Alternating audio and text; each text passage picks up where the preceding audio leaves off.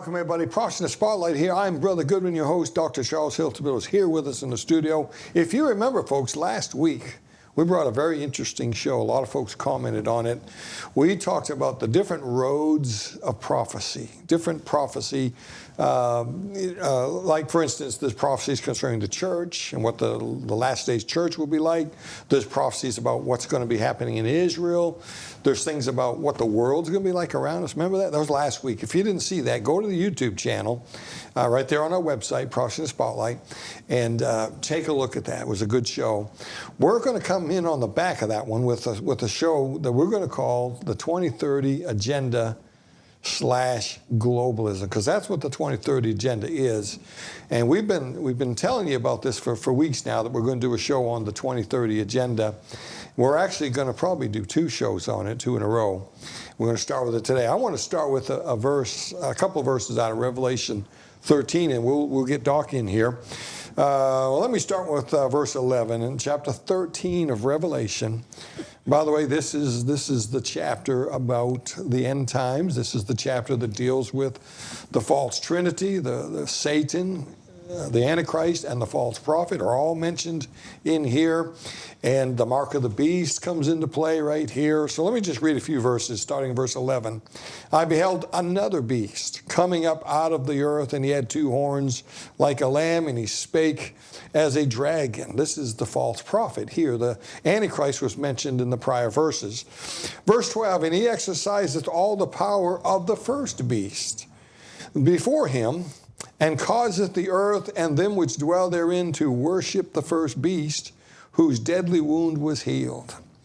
And he doeth great wonders, so that he maketh fire come down from heaven on the earth in the sight of men. And he deceiveth them that dwell on the earth. This is going to take place in the tribulation. Okay? And goes on down from, by the way, most of this is the middle of the tribulation. And talks about the image of the beast here, and that he had a wound by a sword and did live in verse 14. As many as would were commanded to worship the image of this beast. Then he talks about the mark in verse 16 in the right hand or in the forehead, the number of the beast, 666, and all that. And so we're going to discuss in today's program, we're going to discuss where all those roads of prophecy wind up. They wind up right here with globalism. Do you realize how close we are to this right now in our country and in the world? We're right on the edge of the global system, the one world order. You've heard people call it that. We're talking about globalism. The entire 2030 agenda is all about globalism. We're going to discuss that in today's show. Don't miss it.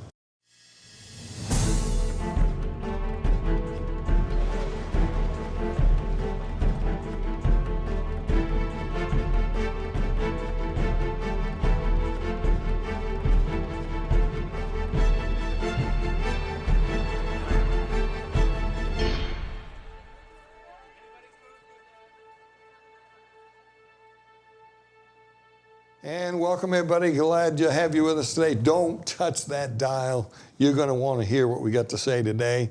I've been studying this stuff, and especially last night. Doc, let's bring you in here. I got into this last night, and my head was blowing up. It's all becoming so clear to me now. I mean, more focused than ever before. And I know you got some notes in too. And we decided there's no way to do this in one program. This is a very important topic today. It is. The 2030 Agenda. We need to, I think what we need to make sure everybody understands right up front, God's not making any of this happen. Mm-hmm. A lot of people have a misunderstanding about prophecy. And prophecy is simply the history of the future. It is. And God's telling us what humanity is going to do. As I say in my books, prophecy is history written in advance. Mm-hmm. It cannot be changed, cannot be altered. Yep. God saw the future, and he wrote it down. That's why those who understand prophecy in light of the times don't get bent out of shape over what's going on. Yeah. Because you're not changing it. All right, well, Doc, let's jump into this, because there's a lot to say here. Oh, and there's a lot so of much information. About it. Yep. And by the way, we have changed a few things in the studios. We've changed some things with the mics. We got a whole new system back there. We got 18 people sitting behind that screen back there. No, there's 3 of them back there. And this is the first time being on television with our new Apple system back there. And we think the audio is going to be much better. And the video, I don't know, but you'll see some new things in the show today that maybe you're not used to seeing, like the scrolling thing on the bottom. And so we appreciate every one of you, those of you who support us financially. We would not be here without your help. Doc and I get no salary here. We don't deserve a salary, I don't think anyway, but I don't want one. We get no salary here.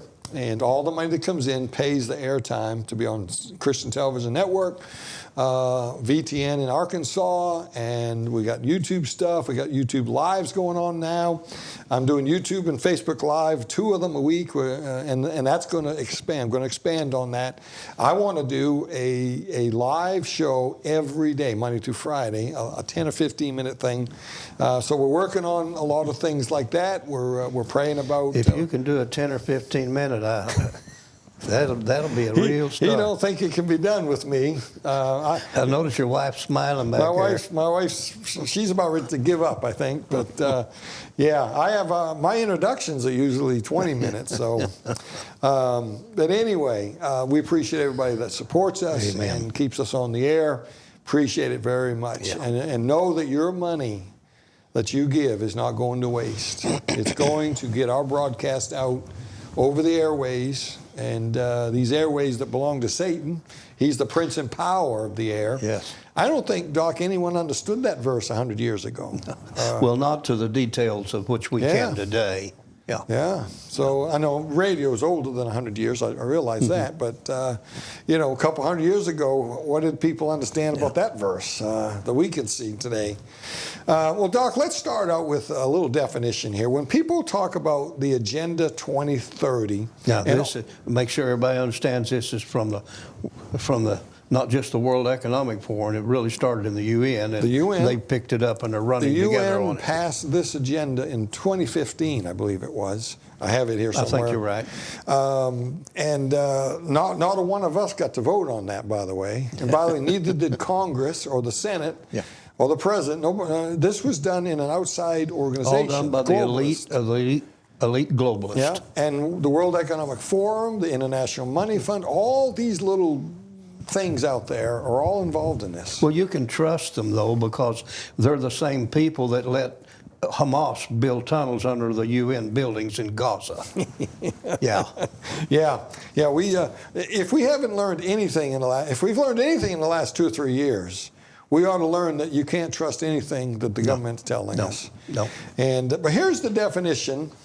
Right out of the textbook here for the Agenda 2030 agenda.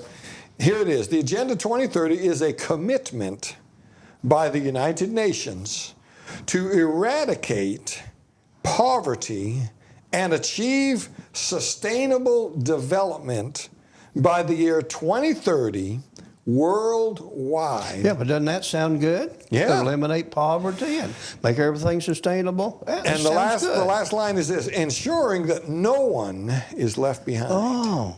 And I've got a lot of questions about that, but we'll get to that at the end here. But that's the textbook definition of this thing. And let me just turn the page here, and because this is in my plan to give, so let me just throw it out there. The little statement that Klaus Schwab said at the World Economic Forum, a direct quote from him: "You will own nothing and be happy." Yeah. And it's astonishing that. And I'm reading out of somebody's article here, Christopher Lafreni, I can't read his last name, August of 2022. He says it's astonishing that people such as Klaus Schwab come right out and say these things on national television, and people are okay with it. Oh, yeah. You'll own nothing. Now think about that. You'll own nothing and be happy. He believes that. Well, that's because the people he's talking about are the kind of people that's walking across our borders today illegally. Yeah. They own nothing, but they're expecting everything. Yeah, and they know what that means. That means they're going. That's redistribution of wealth. I think is what That's exactly what that's all about. They're going to take from everybody, put it in a pile. But they're not going to take of theirs. They're going to take of ours. No, they're going to take some of that for them. Yeah. Because the elite are always going to be wealthy. Oh, yeah. They're going to have their jets and. That's how communism works. That woman that's singing in the Super Bowl, I forget her name, but I could care less. She flies on her jets everywhere she goes, and she's talking about we need to tighten our belts and quit polluting with our cars. Yeah. And but those are all usable idiots, really, for the cause. Yeah. So that's what we're talking about.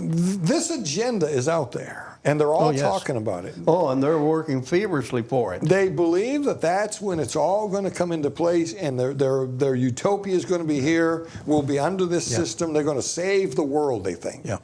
Well, they're creating the reasons why it needs to be saved, so to speak. I believe this, and this should be our title probably: Agenda 2030 / global tyranny, because that's what it is. That's exactly what it is. Global tyranny. And, I'm not going to read the 17 goals, but the next thing on my list here is the global agenda that was voted on in 2015 by the United Nations and all these three-letter organizations, World Economic Forum, Monetary Fund, they're all pointing to that same year. Isn't that interesting? Yep. It's almost like Satan has this goal in mind, and he knows his time is getting short, and 2030 seems to be the finish line. But you just hit on it right there. People try to figure out how in the world can all the leaders all the way around the world, right all the way down to city council members, how can they all be saying the same thing? Because they're all primarily lost people under the leadership of Satan's empire. Yeah. He's directing this. Yeah. So in that thing that they voted on in 2015, they have 17 goals, and I have them here. I'm not going to read them all. I'm just going to read through a few of them quickly in a moment. But I want to say this first. This agenda here is really encompasses three things, Doc. And these are things that we teach all the time in the prophecy world. Mm-hmm. And it's this. It has to do with global government, global economy, that's money, and global religion. There's a religion behind this. Oh, it is its own religion. In fact, didn't we I've got a story here, right here. This is right out of, I think Protestant News, who's owned by Southwest Radio Church now, they put out this article about the priestess that was at the World Economic Forum. Mm-hmm. This was just a few weeks ago. I watched that clip on television. They had a woman, and let me just read something here. She was something else. We count on you, she said, while looking at the panel seated on the stage. All the people so that we may unite, hold hands, and unite our hearts. Sounds so good, doesn't it? Yeah, it all sounds good. Unite our thoughts in the same direction. Well, wait a minute. Who chooses what this direction is? That's it. For healing of the planet. Oh, wait a minute. Healing of the planet. What are they talking about? And the healing is spiritual, she says. She closed her statement by saying, when our hearts and thoughts are united, our Mother Earth...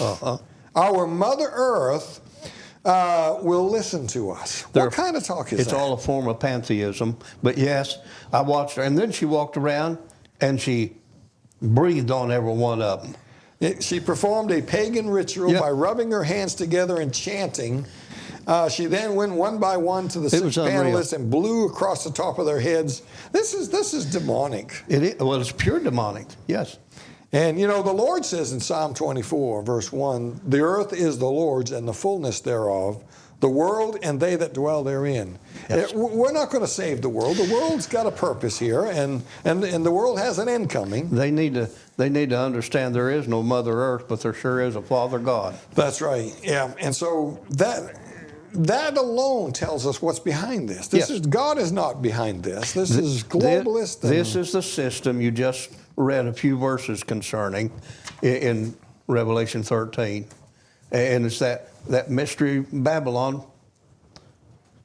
Yep. So global, and I wrote this little outline here. The three parts to this thing: global government, and you can say that's politics. That's Antichrist. That's one man ruling the world. Yes. Secondly, global economy. That's global one world currency. And we basically already have it. Yeah. The mechanisms are all in place. Now, everybody has their own little currencies, but eventually it's all going to come together. And technology is able to do all of that. And it's coming fast, Yes. faster than we realize. The third is there's a religious aspect to this. Absolutely. And that's the spirituality problem. And we just saw this priest, they called her a priestess, at the World Economic Forum, right there in front of God and everybody on television.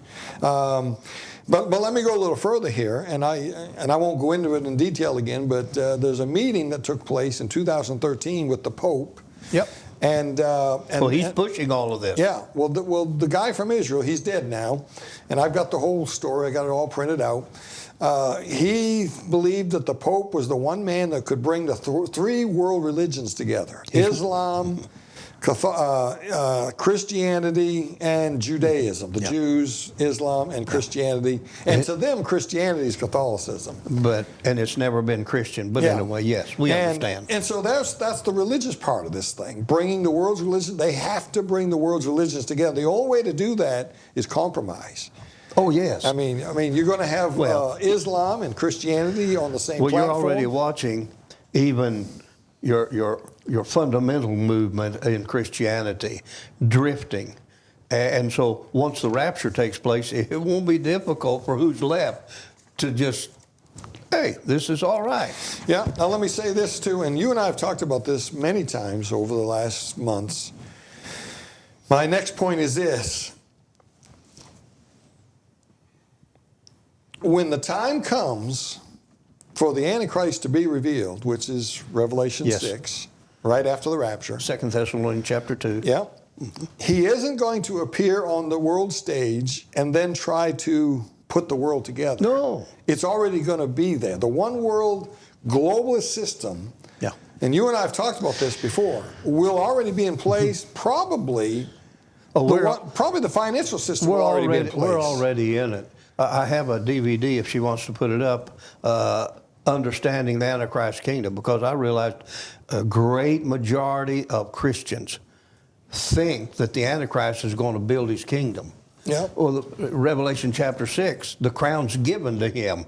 The kingdom's already there, just waiting for him to show up to be the man to take it. And we're already living in the Antichrist kingdom.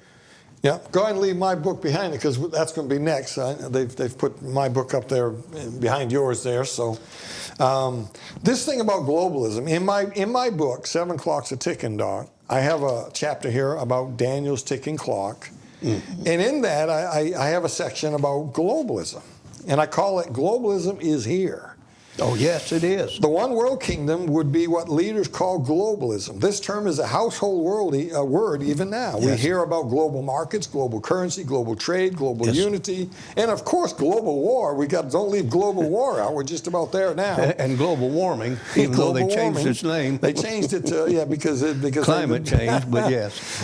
They've hoodwinked the whole world, haven't they? The whole world is linked together through the internet, stock market, and banking. It is not difficult to see that this end time system appears to be in place and ready to go, which is what I'm talking about here. That's exactly. When the Antichrist comes on the scene, he doesn't set up the system. The system's there waiting on him to step in the chair and head it up. Well, it's just like any organization. You need leadership, and you need somebody leading the leadership. In the book, I go on. I said the whole world is now ready to embrace global. They've shoved it down our throats so much that Klaus Schwab can tell us to our face on national television, you'll own nothing and be happy. How many of these leaders of the world over the last 10 years have not made the statement, whether he's a man or the devil, whether it's God or the devil, we'll worship him. That's right. We're looking for somebody to lead us. Yeah.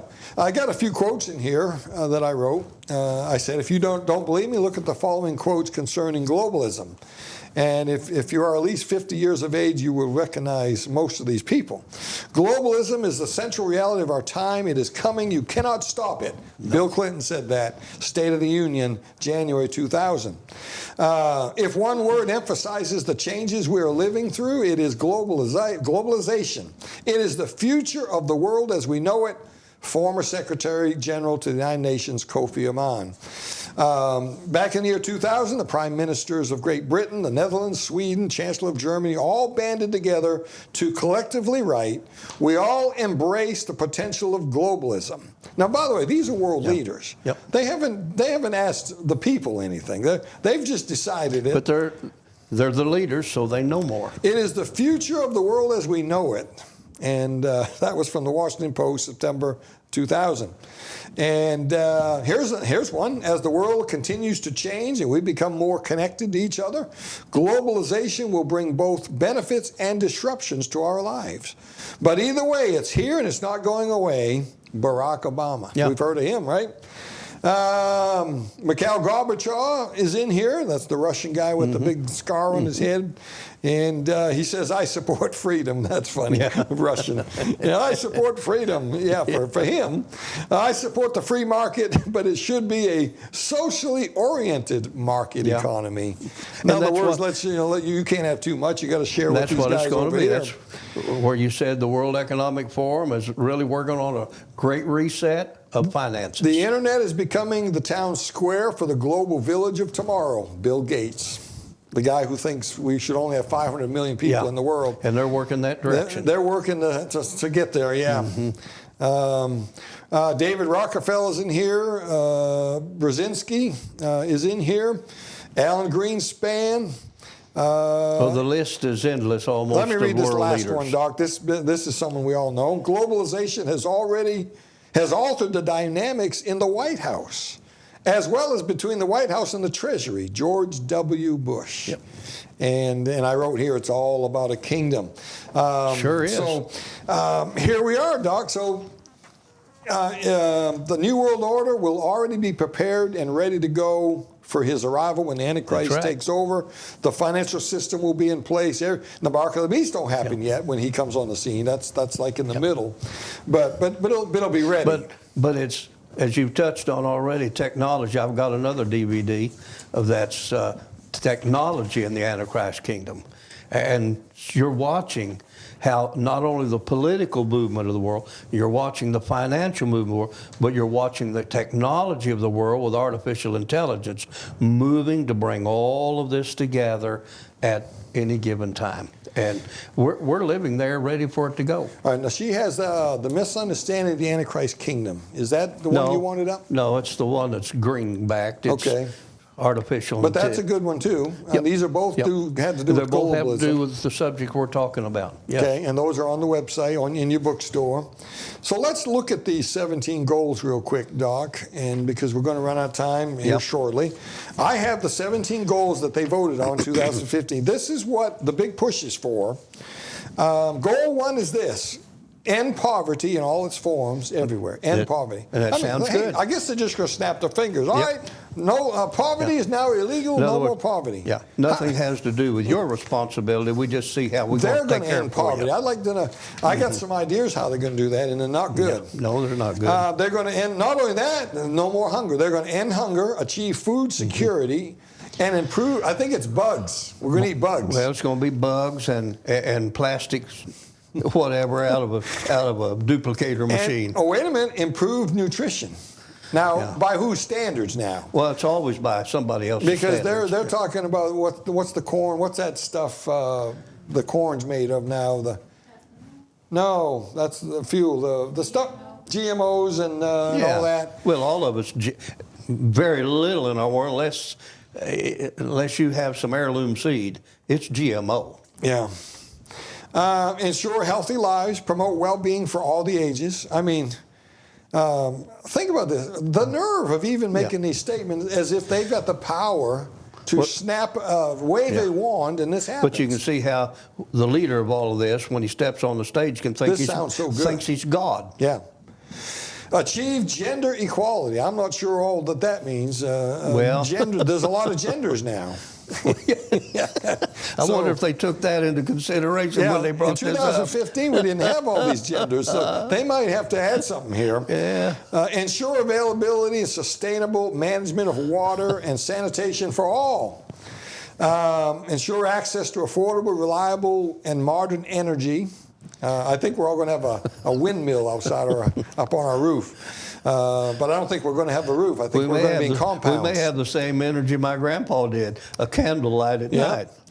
Build, I'm just skimming some of this, build resilient infrastructure, promote inclusive and sustainable industrialization, reduce inequality.